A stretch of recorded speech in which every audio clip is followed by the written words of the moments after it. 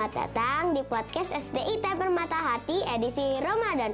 Bersama saya, Kendri Talita dari kelas 4 Bali.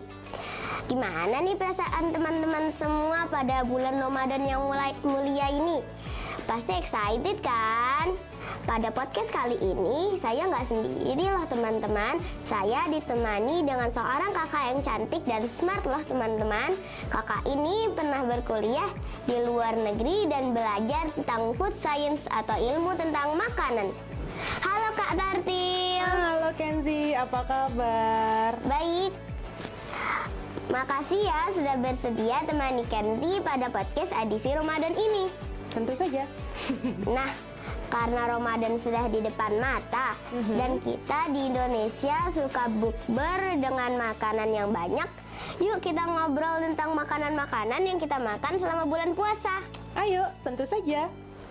Oke, mulai dari pertanyaan pertama nih Kak Tartil. Boleh tanya apa aja?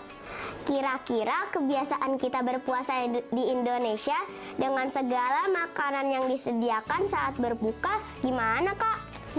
Menarik nih pertanyaannya teman-teman.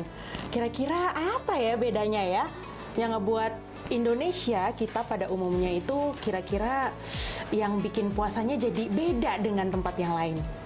Jadi kalau misalnya karena Kak Tartil sempat tinggal beberapa tahun di luar negeri ya, ternyata memang makanan di Indonesia itu jauh lebih lengkap. Kalau misalnya tanya sama teman-teman juga, kata mereka ternyata memang lebih enak makanan Indonesia. Jadi pas waktu kita berbuka itu, wah, makanya banyak banget orang Indonesia tuh suka banget pas waktu momen berbuka karena pilihan makannya banyak banget. Dari yang asin, manis, berminyak, semuanya ada. Ya. Tapi yang ngebuat mereka itu atau kita gitu ya, jadi sebenarnya terbiasa dengan buka puasa ini, padahal kita buka puasa itu untuk melepas dahaga dan rasa lapar sementara aja pas waktu berpuasa. Tapi kalau bahasanya orang Papua langsung makannya versi kuli tuh, semua dimakan pas waktu buka puasa.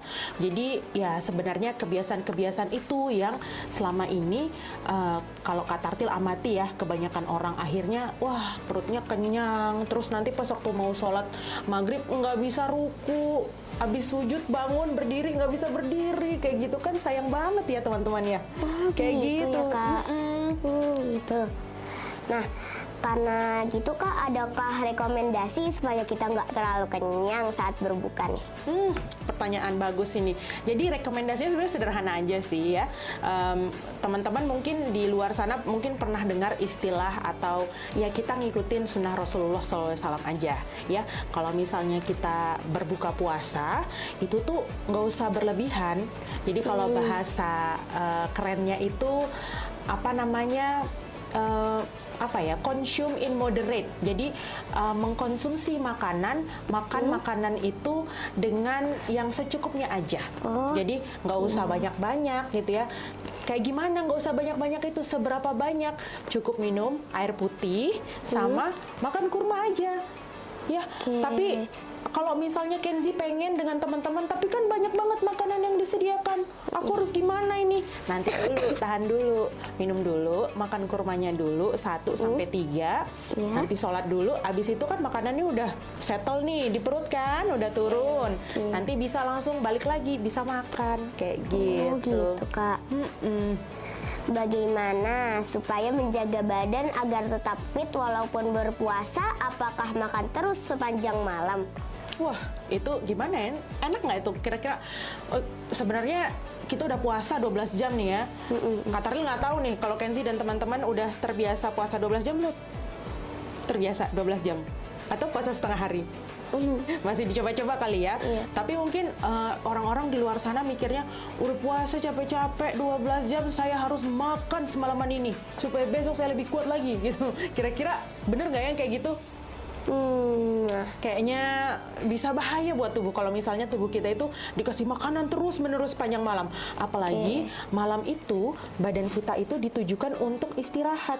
Jadi sebenarnya badan kita itu membutuhkan nutrisi yang dibutuhkan aja. Jadi apa yang harus kita lakukan supaya badan tetap fit gitu ya dan tetap produktif di siang hari walaupun kita sedang berpuasa? usahakan untuk melakukan peregangan lah tipis-tipis. Kalau bahasanya sekarang tuh peregangan tipis-tipis alias olahraga. Tapi nggak usah olahraga kayak atlet-atlet. Lari dari sini sampai lapangan otonom, nggak usah. Ya, jadi ya cukup olahraga peregangan dikit gitu ya, atau lari-lari kecil pas waktu mendekati berbuka puasa seperti itu ya, atau habis sahur. Itu pun cukup 5 sampai 10 menit aja. Insya Allah badan tetap bugar dan insya Allah bisa produktif. Jadi gitu ya Kak? Iya, insya Allah seperti itu. Oh, terus adakah rekomendasi bahan-bahan makanannya yang cocok nih buat perut-perut orang berpuasa? Ini bagus ini, karena banyak banget kondisi orang-orang ketika berpuasa itu mungkin mereka sedang sakit atau mereka punya bahasanya itu mereka punya riwayat kesehatan yang berbeda dengan orang-orang lainnya. Kayak misalnya ada yang mah, ada yang pokoknya punya kondisi pencernaan yang tidak sebaik orang-orang lainnya seperti itu ya. Direkomendasikan untuk mengkonsumsi makanan-makanan yang halus-halus. Tapi sebaiknya memang untuk menjaga atau supaya lebih aman ya, mengkonsumsi makanan jangan yang terlalu ekstrim rasanya. Makanan yang terlalu ekstrim rasanya itu seperti apa ya? Yang terlalu pedes banget, yang terlalu asin banget, yang terlalu berminyak banget gitu ya. Jadi yang tengah-tengah aja ya. Kalau misalnya mau makan pedes-pedes, sebaiknya tunggu dulu nanti sampai perutnya agak enakan dikit pas waktu berbuka puasa, terus nanti setelah ibadah sholat maghrib baru bisa mengkonsumsi makanan-makanan yang pedas, yang berminyak dan seterusnya. Bukan berarti nggak boleh ya, tetapi dikonsumsinya secukupnya aja seperti itu. Karena kalau misalnya berlebihan, nanti takutnya begah, terus perutnya sakit, terus nggak bisa sholat, nanti kan nggak nyaman ibadahnya ya. Seperti itu. Makasih ya Kak Tartil atas rekomendasinya. Teman-teman, kita nanti coba ya rekomendasi dari Kak Tartil. Aku udah nggak sabar nih.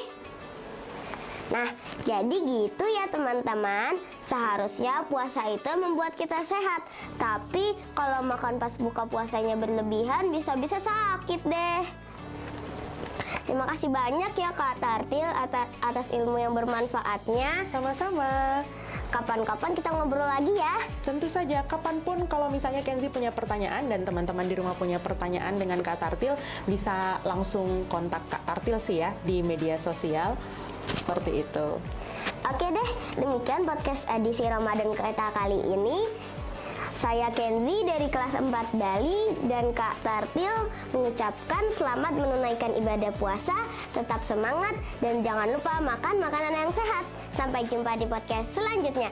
Assalamualaikum warahmatullahi wabarakatuh.